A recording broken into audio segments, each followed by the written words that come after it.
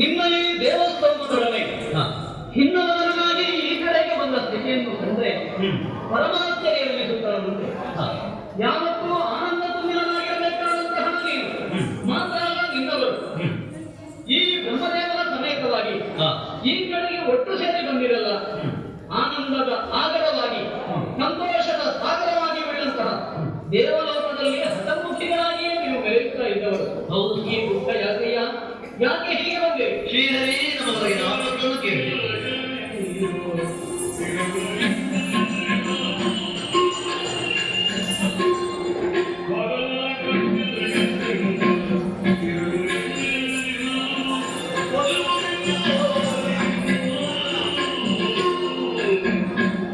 ನಾರಾಯಣ ಕುಲದಂತಹ ನಮಗೆ ಬೇಕಾಗಿರುವಂತಹ ಪರಿಸ್ಥಿತಿ ಬರುವುದಿದೆ. ಯಾಕಯ್ಯ?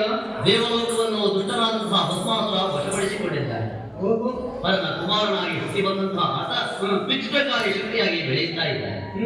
ಪರಮೇಶ್ವರ ಲೋಕದ ಲಯಕಾರಕರಂತೆ ದುಷ್ಟ ಶಕ್ತಿಗಳನ್ನು ನಾಶ ಮಾಡುವುದು ಇವತ್ತು ಸಜ್ಜನನ್ನು ನಾಶ ಮಾಡುವುದಕ್ಕೆ ಭಸ್ಮಾಸುರನ್ನು ಕೊಟ್ಟಿದ್ದಾರು ಅಂತ ಅನಿಸ್ತಾ ಇದೆ. ಸ್ವಾಮಿ, ವರವರೀವರು ನೀಡುವರು, ಕೊಟ್ಟ ವರವನ್ನು ತೆಗೆಯಲರಿಯರು, ತೆಗೆದುಕೊಡುವ ಸಮರ್ಥ ರಾಯಿಯಲ್ಲಿ ನಿನ್ನಂತೆ. ಹಾಗಾಗಿ ಯಾರೂ ಗತಿ ಕಾಣಲಿ, ಮುಂದೇನು ಎನ್ನುವಂತಹ ಪ್ರಶ್ನೆಗೆ ಉತ್ತರ ನಿನ್ನಲ್ಲಿದೆ ಅಂತ ತಿಳ್ಕೊಂಡು ನಾನು ಬ್ರಹ್ಮದೇವರನ್ನು ಹೊತ್ತು ನಾವೆಲ್ಲರೂ ಒಂದಾಗಿ ನಿನ್ನ ಬಳಿಗೆ ಬಂದಿದ್ದೇವೆ. ನೀನೇ ಕಾಪಾಡಬೇಕು ಅನ್ನೋದು ಉದ್ದೇಶಿದೆ. ಪುರಂದರವಿ, ಈ ಕುರಿತು ಎಷ್ಟು ಯೋಚನೆ ಮಾಡಿದರೂ ನನಗೂ ಪರಿಹಾರದ ದಾರಿ ಕಾಣಿಸುತ್ತಾ ಇಲ್ಲ. ಆದ್ದರಿಂದ ಯಾವಾಗ ಒಲವಿತ್ತಿದ್ದಾನು ಅಂತಹ ಪರಮೇಶ್ವರನ ಬಳಿಗೆ ಹೋಗಿ ಇದಕ್ಕೆ ಪರಿಹಾರವನ್ನು ಕಂಡುಕೊಳ್ಳೋಣ. ಮಹಾದೇವ, ಶ್ರೀಗಣಿ, ಓಹೋ ಬ್ರಹ್ಮದೇವರು, ಹೌದು, ಇಂದ್ರಾದಿ ದೇವತೆಗಳು ಬನ್ನಿ ಬನ್ನಿ ಬನ್ನಿ ಬನ್ನಿ.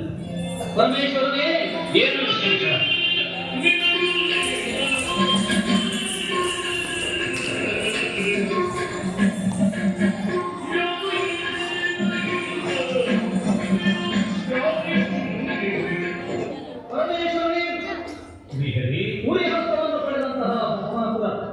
ಕೇವಲ ಭೂಲೋಕ ನಾಗಲೋಕಗಳನ್ನಷ್ಟೇ ತನ್ನ ಪ್ರಭಾವವನ್ನು ಬೀರಿದ್ದಲ್ಲ, ದೇವಲೋಕದ ಕಡೆಗೂ ಹೋಗಿ ಪುರಂದರನ ಸಮೇತನಾಗಿ ದೇವತೆಗಳೆಲ್ಲವರನ್ನು ಪದಚ್ಯುತರನ್ನಾಗಿಸಿ ಅಲ್ಲಿ ತನ್ನ ಪ್ರಭುತ್ವದ ಧ್ವಜ ಊರಿದ್ದಾನೆ.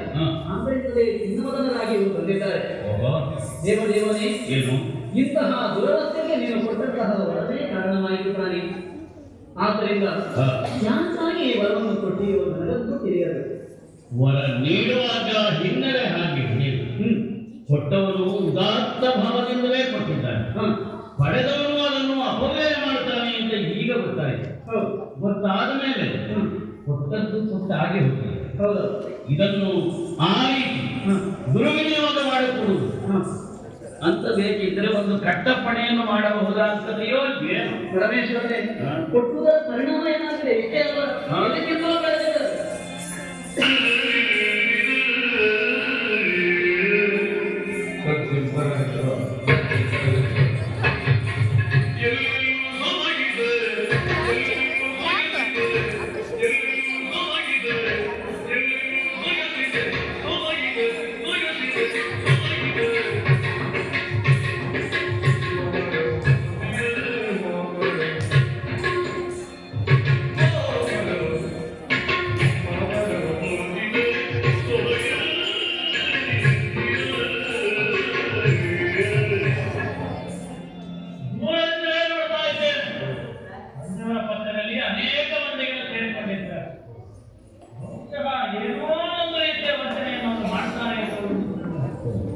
ಹಾಗಾಗಿ ನನ್ನ ಸ್ವಭಾವಕ್ಕೆ ಒಂದು ಸಾಧ್ಯತೆಯನ್ನು ಧರಿಸಿಕೊಂಡಿದ್ದೇನೆ.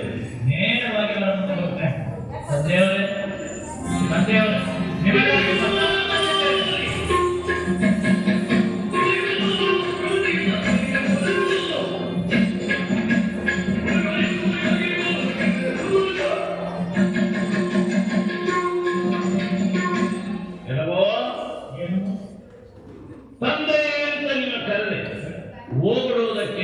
ನಾಚಿಕೆಯಾಗುವಂತಹ ಕೃತಿಗಳನ್ನೆಲ್ಲ ನೀನು ಪ್ರಪಂಚದಲ್ಲಿ ಮಾಡಿ ಯಾವ ಮುಖದಿಂದ ನೀನು ನನ್ನನ್ನು ಕಾಣುತ್ತಿರುವೆ, ಯಾವ ಮುಖದಿಂದ ನೀನು ತಂದೆ ಅಂತ ಸಂಬೋಧಿಸುತ್ತಿರುವೆ, ಸುಡುವ ನಿನ್ನ ಮಾಡುವೆ. ವರವನ್ನು ನಾನು ಕೊಟ್ಟದ್ದು ಯಾಕೆ ವರವನ್ನು ಕೊಟ್ಟೆ? ಆ ವರದ ವ್ಯಾಪ್ತಿ ಎಷ್ಟರವರೆಗೆ ಉಪಯೋಗಿಸಬೇಕು ಅಷ್ಟನ್ನು ನೀನು ಆಲೋಚಿಸಲಿಲ್ಲವಲ್ಲ. ನನ್ನ ಭಸ್ಮಲೇಪನಕ್ಕಾಗಿ ಒಬ್ಬ ಸದ್ಭಕ್ತನ ಮೈಯ ಭಸ್ಮ ಬೇಕು ಎಂಬ ಕಾರಣಕ್ಕಾಗಿ ನಿನಗೆ ಉಳಿಹಸ್ತವನ್ನು ನಾನು ದಾನ ಮಾಡಿದೆ. ಕಾರಣ ಏನು? ನೀನು ಒಬ್ಬ ಶಿವಭಕ್ತನ ತಲೆ ಮೇಲೆ ಕೈ ಇಟ್ಟರೆ ಭಸ್ಮೀಭೂತನ ಅಂತಾನೆ. ಭಸ್ಮೀಭೂತನಾದರೂ ಅವನಿಗೆ ಅಪಮೃತ್ಯು ಅಲ್ಲ, ಮರಳಿ ಹುಟ್ಟುವುದಕ್ಕೆ ಹೇತುವಾದಂತಹ ಕರ್ಮವಾಸನೆಯೂ ಅಲ್ಲ.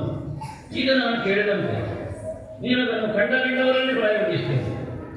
ಏನು ನಾನು ಕೊಟ್ಟ ವರದಲ್ಲಿ ನಿನಗೆ ಸಂದೇಹ? ಶಿವ ಕೊಟ್ಟ ವರ ಅದು ಪರಿಣಾಮಕಾರಿ ಆಗ್ತದೋ ಇಲ್ಲೋ ಅಂತ ನೋಡೋಣ. ಮಹಾಯಂತ್ರಕ್ಕೆ ಹೋಗಿದ್ದೇನೆ ನಾನು.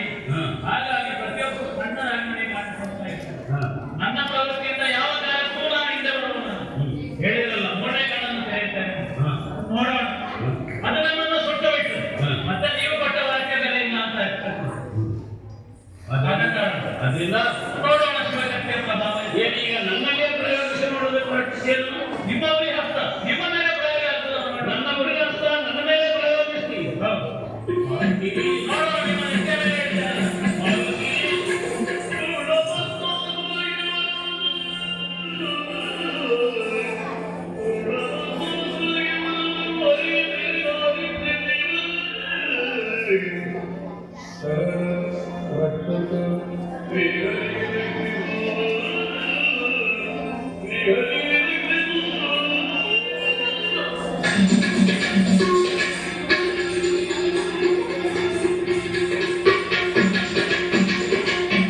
ಪರಮೇಶ್ವರನೇ, ಸ್ತ್ರೀಯ ಕುರಿತಾದಂತಹ ಆಸಕ್ತಿಯಿಂದಲೇ ನಿನ್ನ ತಲೆಗೂ ಕೈ ಇಡ್ಲಿಕ್ಕೆ ಆತ ಬಂದದ್ದು ತಾನೆ.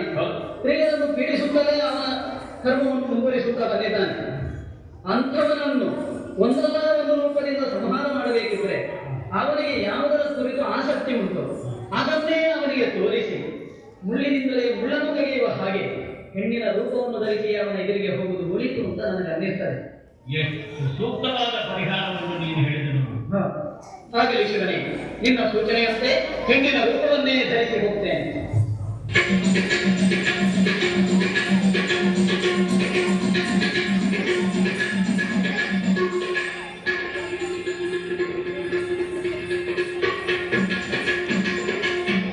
ಮಹಾವಿಷ್ಣುವು ಶಿವನಿಗೆ ಆಶ್ವಾಸನೆ ಕೊಟ್ಟಂತೆಯೂ ಹೆಣ್ಣಿನ ಕಾರಣದಿಂದ ಮುದ್ದೆಯನ್ನೇ ಹಣಗಿರಿಸಿಕೊಂಡಂತಹ ಭಸ್ಮಾಸುರನನ್ನು ಹೆಣ್ಣಿನ ರೂಪದಲ್ಲಿ ಹೋಗಿ ಒದಗಿಸುತ್ತೇನೆ.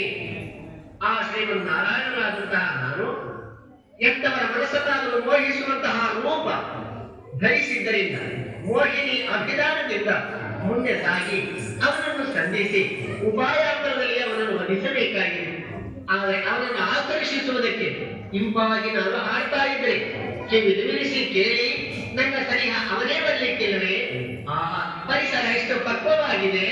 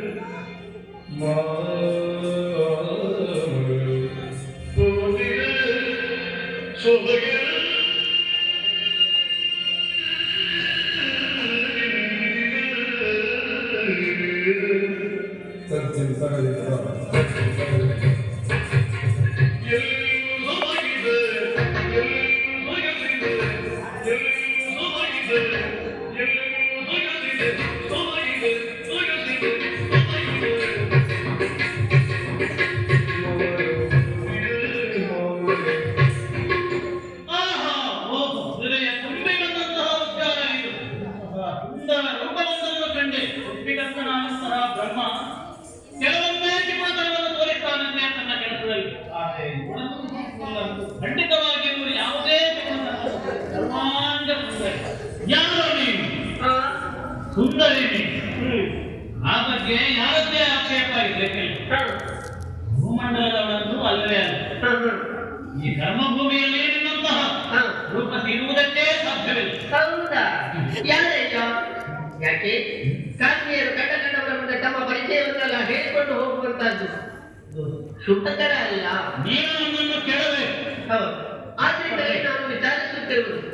ನಾನು ಸರನಾಗಿ ಅಂದ್ರೆ ಪರಿಚಿತವಲ್ಲ ಅನ್ನುವ ಅರ್ಥದಲ್ಲಿ ಹೇಳಿದೆ ಅಷ್ಟೇ.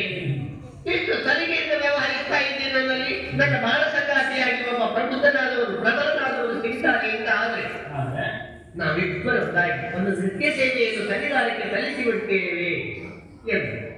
ನಾಟ್ಯ ನರ್ತನ ಚೆನ್ನಾಗಿ ನನಗೆ ಬರ್ತದೆ. ಹಾಗಿದ್ರೆ ಹೀಗೆ ಮಾಡೋಣ. ಹೇಗೆ? ಮುಂದೆ ನೀನು ಕುಡಿಯು, ಅದನ್ನು ಅನುಸರಿಸಿ ನಾನು ಹಾಗೆ ಮಾಡೋಣ. ಭಸ್ಮಾಸುರ ಮೋಹಿನಿ. ಹೌದಲ್ಲ? ಪ್ರಾರಂಭಿಸೋಣ. ಹಾಗಾಗಿ ನೃತ್ಯ ಸೇವೆ ಸದ್ಯಂ ತಗದನತ ಸದ್ಯಂ ತಗದನತ ತಾಕ ಹಸ್ತಭಾವ ಹೊರಗೇನೆ ತಾಕ ದೃಷ್ಟಿ ಹಾಗೆ ಇದೆ. ತಾಕ ಜಂಜೆ ತಾಕ ತಿಂಜೆ ಸದ್ಯಂ ತಗದನತ ಸದ್ಯಂ ತಗದನತ ತಾಕ ತಗ್ಲಿಕ ತಾಕ ತಗ್ಲಿಕ ತಾಕ ತಗ್ಲಿಕ ದಿಕ್ಕ ತಾಕ ತಗ್ಲಿಕ ತಾಕ ತಗ್ಲಿಕ ತಾಕ ತಗ್ಲಿಕ ದಿಕ್ಕ ನಾಲ್ಕು ಹಾಗೆ ಕುಡಿಬೇಕು. ನಿಭಾಯಿಸ್ತಾ ಇದ್ದೇನೆ.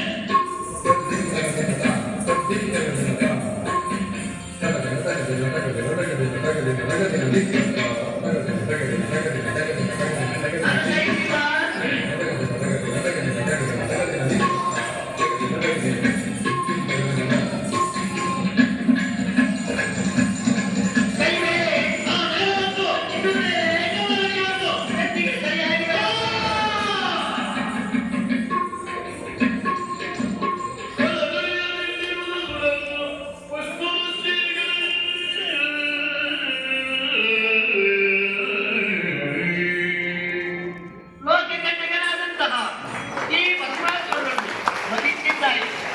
ವರವೇ ಶಾಪವಾಗಿ ಪರಿಣಮಿಸಿರುವ ಆತನಿಗೆ ಅವರ ಕೈಯನ್ನೇ ನೆತ್ತಿಯ ಮೇಲೆತ್ತುಕೊಂಡು ಭಸ್ಮೀಭೂತನಾಗಿ ಹೋದನು. ದೇವತೆಗಳೆಲ್ಲ ಸಂತೋಷದಿಂದ ಸುಮಮಳೆಯನ್ನೇ ಸುರಿಸುತ್ತಿದ್ದಾರೆ. ಈ ಪ್ರಕರಣದಿಂದ ಏನರ್ಥ? ಇಂದೊಂದು ಬಾರಿ ನಡೆದದ್ದೇನು? ನನ್ನ ಮಗನಾದಂತಹ ಮನ್ಮಥನನ್ನು ಶಿವ ದಹಿಸಿದ್ದ ಪರಿಣಾಮ ಶಿವನ ಮಗನನ್ನು ಹೊತ್ತು ನಾನೇ ಕಾರಣವಾಗಿ ಕೊಲ್ಲುವಂತಾಯಿತು. ಪ್ರಕರಣ ಶುಭಾಂತವಾಯಿತಲ್ಲ. ಸಕಲರಿಗೂ ಶ್ರೇಯಸ್ಸುಂಟಾಗಲಿ ಎಂದು ಮನಸಾ ಹಾರೈಸಿದೆ.